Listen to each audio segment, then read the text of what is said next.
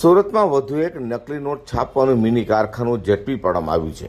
સુરત શહેર એસઓજી દ્વારા સરથાણાના યોગી ચોક વિસ્તારમાં આવેલા એપલ સ્ક્વેરમાં કાપડના ઓનલાઈન વેચાણની ઓફિસમાં નકલી નોટ બનાવવામાં આવતી હોવાનો પર્દાફાશ કર્યો છે. એસઓજી પોલીસે ચોક્કસ માહિતીના આધારે દરોડા પાડી ડુપ્લિકેટ નોટનું નેટવર્ક ઝડપી પાડ્યું હતું. પોલીસે સ્થળ પરથી 1 લાખથી વધુની ડુપ્લિકેટ નોટો કબજે કરી હતી.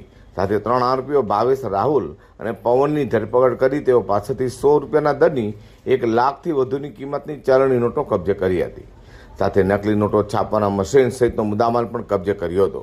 ગઈકાલે એસઓજીને એક બાતમી મળી હતી કે સરથાણા વિસ્તારની અંદર યોગી ચોકમાં એપલ સ્ક્વેર નામની બિલ્ડિંગ છે, ત્યાં 402 નંબરની ઓફિસ છે.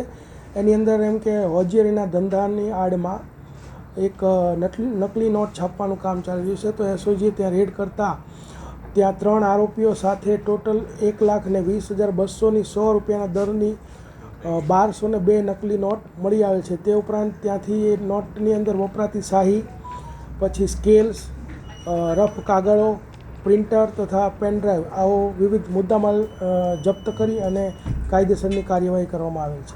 આ ઈસમોમાં એક સાગર કરીને જે છે તે અગાઉ સિંગાપોર પણ હોટલ મેનેજમેન્ટને લગતો કોર્સ કરીને આવેલો છે અને આનો માસ્ટર માઇન્ડ એ જ છે.